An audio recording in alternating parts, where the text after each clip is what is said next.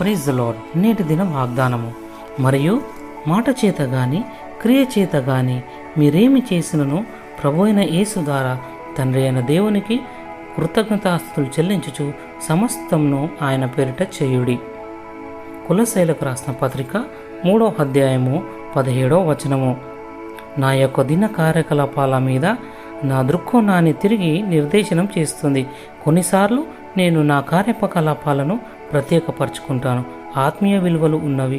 ఉదాహరణకు భోజనానికి ముందు వాక్యం చదవడం. పెద్దగా ఆత్మీయ విలువలు లేనవని, ఉదాహరణకు భోజనం తిన్న తర్వాత పాత్రలను కడగడం లాంటివి. ప్రభు అయిన యేసు కోసం జీవించడానికి ఎంచుకున్న కొలసి మనుషులకు రాసిన లేఖలలో పౌలు ఆ విభజనను చెరిపివేశాడు. అతడు ఈ మాటలతో వారిని ప్రోత్సహించాడు.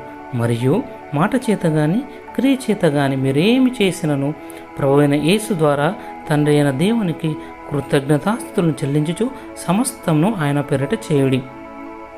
యేసుని నామంలో కార్యములు తలపెట్టడం అంటే ఆయనను ఘనపరచడం. ఆయనను ఆత్మ ద్వారా ఆ కార్యములను ముగించుటకు మనకు బలమును అనుగ్రహిస్తాడని నిశ్చయత కలిగి ఉండడం. మీరు ఏదైనా చేయండి, పరిశుద్ధాత్మునికి శక్తి చేత యేసయ్యను ఘనపరచు విధంగా మన అనుదిన జీవితంలో జరిగే సాధారణమైన పనులు ప్రతిక్షణం ఉండగలదు. ప్రార్థన. ప్రియ యేసు, ఈరోజు నేను చేసి అన్నిటిలో నిన్ను ఘనపరచడానికి నీ ఆత్మచేత నాకు శక్తినివ్వండి. యేసయ్య నామంలో ప్రార్థిస్తున్నాం తండ్రి. ఆమెన్.